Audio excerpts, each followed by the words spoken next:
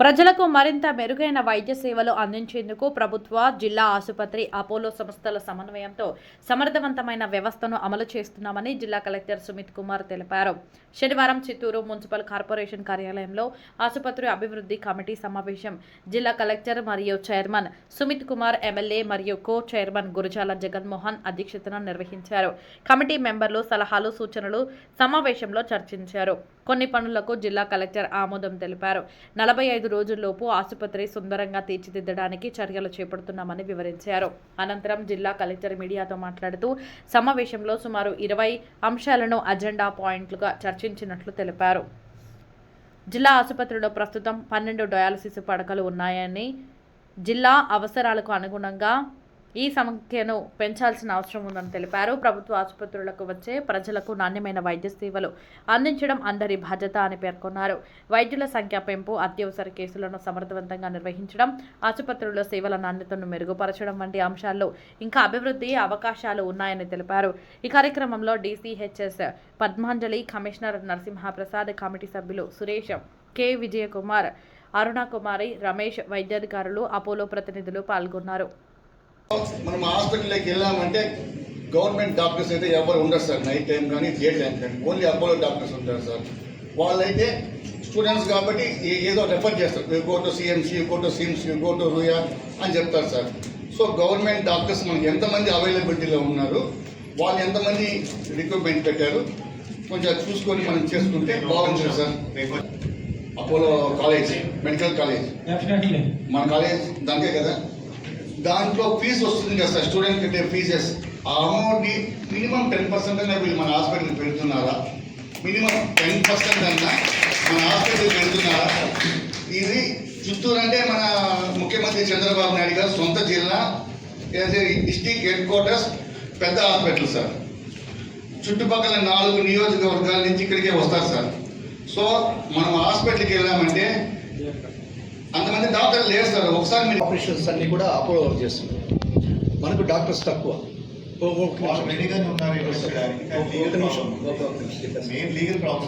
అదే సార్, ఇప్పుడు మినిమం మనం ఇయర్లీ క్రోర్స్లో వాళ్ళకి ఇస్తున్నాం ఫీజు. మనము ఆ కోర్సులో ఇచ్చే డబ్బులతో, ఆరోగ్యశ్రీ డబ్బులు, మనం ఒక 5 మెంబర్స్ని అవుట్ సోర్సింగ్ కింద డాక్టర్స్ని 40,000 అట్లా ఫిలప్ చేసుకుంటే మనకి అన్నిటికీ ఉపయోగపడుతుంది కదా సార్. అది చాలా రిక్వెస్ట్. కోర్టులో మనం వాళ్ళకి ఇస్తున్నాం ఫీజు, గవర్నమెంట్ ఇస్తుంది వాళ్ళకి ఆరోగ్యశ్రీ కింద. మనకి దగ్గర డాక్టర్స్ లేవు అంటే రిటైర్డ్ అయ్యే వల్ల అట్టే మైనస్ అయిపోతున్నారు కానీ ఫుల్ఫిల్ చేయడం లేదు. దగ్గర 200 మంది ఉండాల్సింది 78 దాకా వచ్చేసారు స్టాఫ్. బట్ డాక్టర్స్ని కానీ ఫుల్ఫిల్ ఒక 5 మందిని కానీ అవుట్ సోర్సింగ్ కింద తీసుకుంటే ఆరోగ్యశ్రీ మనమే చేసుకోవచ్చు, డబ్బులు మనకే మిగులుతాయి. Palamaner, Chittoor, Puthalapattu, Gangadharanagar near hospital. Cardiology ప్రాబ్లంతో చాలామంది చనిపోతున్నారు. వాళ్ళు వచ్చిన దానికి ఫస్ట్ ఎయిడ్ చేసేంతప్పుడు వీళ్ళ దగ్గర లేస్తారు. మనం ఎన్నోసార్లు చెప్పాం, మీరు కూడా మాట్లాడినారు, కలెక్టర్ గారు కూడా దాని గురించి అడిగారు. లాస్ట్ టైం మీటింగ్లో మినిస్టర్ గారు వచ్చినప్పుడు ఆ సబ్జెక్ట్ వచ్చింది. వాళ్ళు మీరు చెప్పారు, మేము కొంత అమౌంట్ కూడా గవర్నమెంట్ నుంచి ఫైట్ చేస్తాము, మీరు కొద్దిగా అమౌంట్ పెట్టుకోవాలి వస్తుందన్నా, అది చేయలే. రెండవది న్యూరాలజీ, వీళ్ళు ఒపీనియన్ తీసుకుంటారు సార్. జస్ట్ ఒక ఇది ఇష్యూ జరిగితే ఒక యాక్సిడెంట్ అయ్యి ఒక పిల్లోడు అడ్మిట్ అయ్యాడు.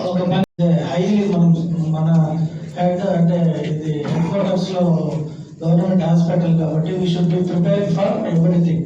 ఎందుకంటే డే బై డే మళ్ళీ వర్షం పడినప్పుడు ఎక్కువ ఈ సీజనింగ్ అయ్యేది, వాళ్ళకి ఇమీడియట్గా అటాక్ అయ్యేది ఉంటాయి. కాబట్టి మీరును కమిటీ మెంబర్స్ ఎప్పుడు కూడా మన రాబోయే కరోనా వచ్చినా కూడా చిత్తూరులో బెటర్గా చేసినారనే పేరు తెచ్చే విధంగా ప్రిపేర్గా ఉన్నాడు. మళ్ళీ మాకు అవి లేదు, ఆక్సిజన్ మిషనరీస్ లేవు, అవి ఇవ్వలేదు అనకుండా మనం వస్తుందో రాదో, but we should be prepare for everything.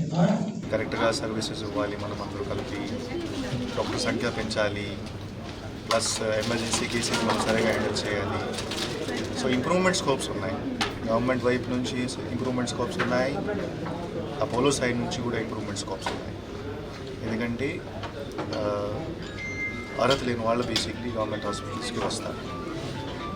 So వాళ్ళకి కరెక్ట్ సర్వీసెస్ ఇవ్వడం మన బాధ్యత.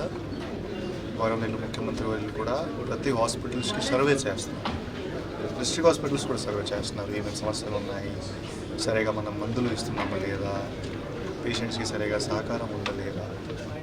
సో ఈ మీటింగ్ ద్వారా పబ్లిక్ కోసం ఏమేమి కావాలి అన్ని పాయింట్ డిస్కషన్ అయింది, చాలా యూస్ఫుల్ డిస్కషన్ జరిగింది.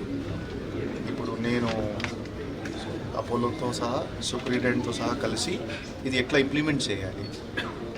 మీటింగ్ జరిగిన తర్వాత ఇంప్లిమెంటేషన్ చేయలేకపోతే మీటింగ్కి ఏం value.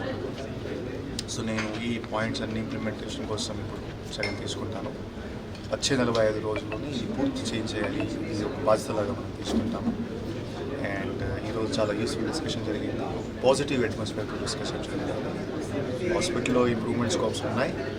And one by one ఇది